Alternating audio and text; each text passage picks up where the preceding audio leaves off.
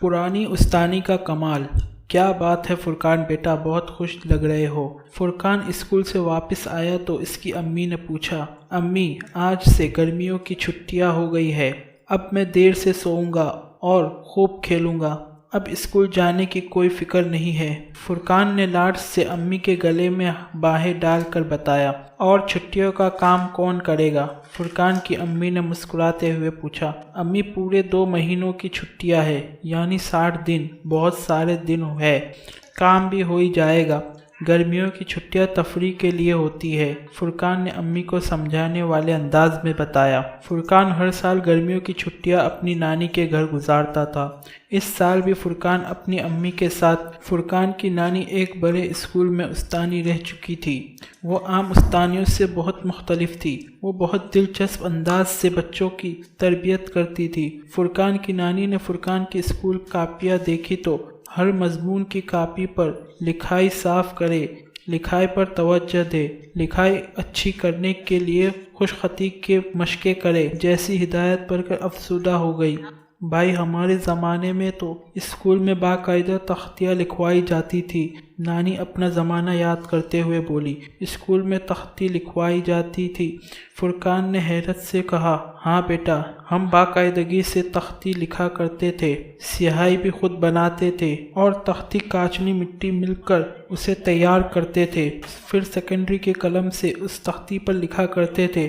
اس زمانے میں ایسی بہت سی دکانیں ہوتی تھی جہاں صرف خطاطی کے لیے استعمال ہونے والے سامان ملتا تھا، یعنی کاغذ، سیاہی اور خاص قسم کے قلم وغیرہ۔ ہمارے زمانے میں ہر طالب علم خوش خط ہوا کرتا تھا۔ اس زمانے میں خوش خط ہونا قابلیت اور ایک معیار سمجھا جاتا تھا۔ نانی نے ماضی کی یادیں بیان کرتے ہوئے کہا، نانی کیا آج بھی تختی لکھ کر لکھائی بہتر کی جا سکتی ہے؟ فرقان نے تجسس سے پوچھا۔ کیوں نہیں بیٹا، ہم اپنی روایت کو آج بھی زندہ کر سکتے ہیں، نانی نے جواب دیا۔ میرے ہم جماعت میری خراب لکھائی کے سبب میرا مذاق اڑاتے ہیں۔ نانی جان، کیا آپ مجھے خوش خطی سکھائیں گی؟ فرقان نے اشتیاق سے پوچھا۔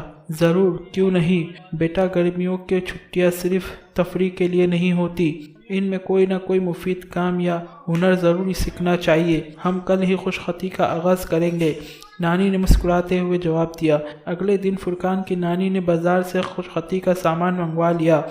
بیٹا، خوبصورت لکھائی ایک فن ہے اور شخصیت کی آئینہ داری بھی ہوتی ہے۔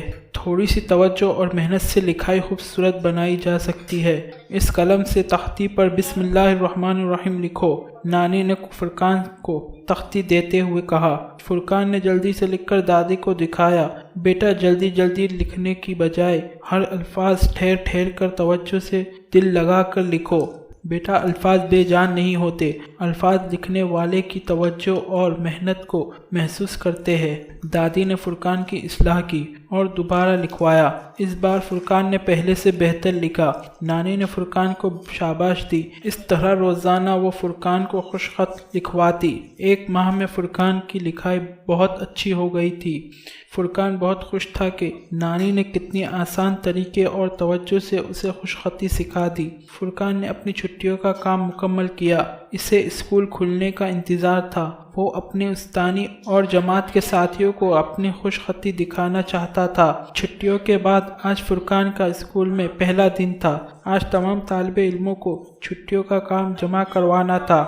جب فرقان نے استانی کو اپنا ہوم ورک دکھایا تو فرقان کی خوبصورت لکھائی دیکھ کر حیران رہ گئی اور پرنسپل صاحبہ کو فرقان کی خوش خطی دکھائی۔ وہ بھی فرقان کی خوش نصی دیکھ کر بہت متاثر ہوئی اور فرقان سے اس تبدیلی کی وجہ پوچھی۔ فرقان نے انہیں سارا ماجرا بتایا۔ پرنسپل صاحبہ دلچسپی سے سنتی ہوئی سوچ میں پڑ گئی۔ انہوں نے فرقان کی لکھائی کی تعریف کی۔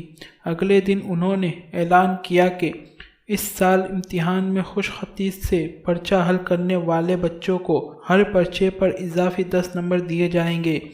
स्कूल से वापस आकर फुरकान ने नानी को फ़ोन पर बताया। नानी, स्कूल में सब लोग मेरी लिखाई से मुतासिर हुए और प्रिंसिपल ने खुशखती से पर्चा हल करने वालों को इजाफी 10 नंबर देने का ऐलान किया। यानी आपके 10 नंबर पक्के? नानी ने खुशी से कहा। जी नानी, और आपका इनाम भी पक्का, फुरकान ने शरारत से जवाब दिया। उधर नानी की मुस्कुराहट और गहरी हो गई क्योंकि इनकी मेहनत वसूल हो गई थी।